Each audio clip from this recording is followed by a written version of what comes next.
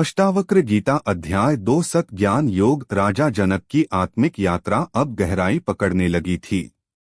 उन्होंने संत अष्टावक्र से ज्ञान की पहली झलक पाई थी और अब वह पूरी तरह से तैयार थे अपने भीतर की सत्ता को जानने के लिए, उस आत्मा का अनुभव करने के लिए जो जन्म मरण सुख दुख और कर्ता भाव से परे हैं। एक शांत दोपहर मिथिला के राजमहल के एकांत कक्ष में राजा जनक और संत अष्टावक्र फिर आमने सामने बैठे। चारों ओर मौन था, लेकिन भीतर गूंज रही थी आत्मा की पुकार।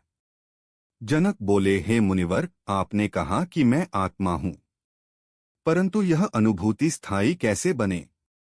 यह बोध केवल शब्दों तक ही सीमित न रहे, इसका क्या उपाय है? अष्टावक्र जी मुस्कुराए। उन्होंने कोई धर्मशास्त्र नहीं खोला, कोई लंबा प्रवचन नहीं दिया।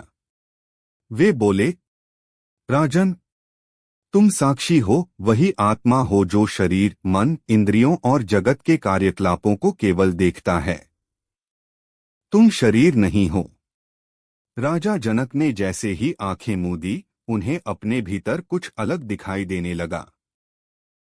जो अभी तक केवल विचार था, अब धीरे धीरे अनुभव में ढल रहा था।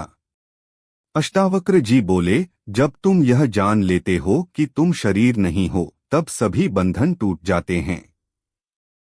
कोई भय नहीं, कोई लालसा नहीं, कोई संकोच नहीं। उन्होंने आगे समझाया, हे राजन, सुख और दुख ये दोनों मन की अवस्थाएं हैं। आत्मा पर इनका कोई प्रभाव नहीं पड़ता। तुम आत्मा हो, न करता, न भोगता, न देखने वाला, न ही देखा जाने वाला। यह सुनकर राजा जनक थोड़ी देर मौन रहे। उनका मुखमंडल शांत था। फिर उन्होंने कहा, हे गुरुदेव, जब मैं यह जानता हूं कि मैं आत्मा हूं, तब भी पुराने विचार और इच्छाएं मुझे घेरने लगती हैं। यह बोध बार बार क्यों खो जाता है?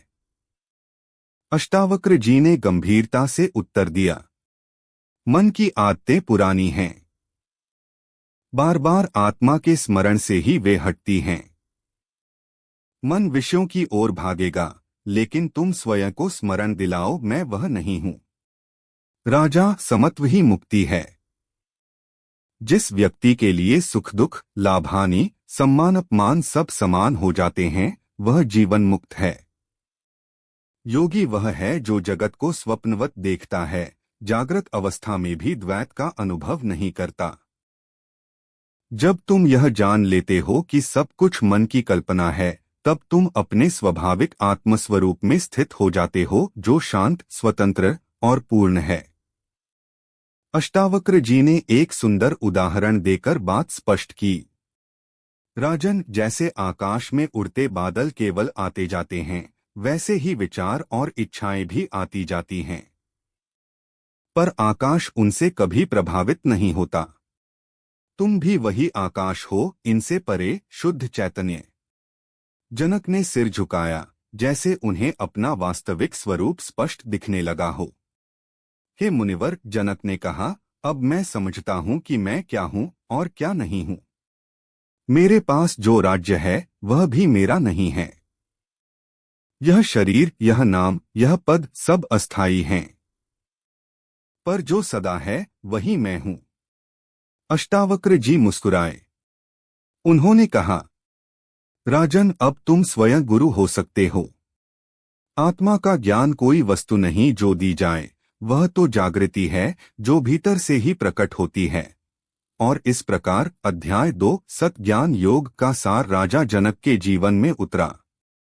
उन्होंने न केवल ज्ञान को समझा, बल्कि उसे जिया। यही है अष्टावक्र जी की वाणी की शक्ति, जो केवल शब्द नहीं, आत्मा की सच्चाई का बोध है।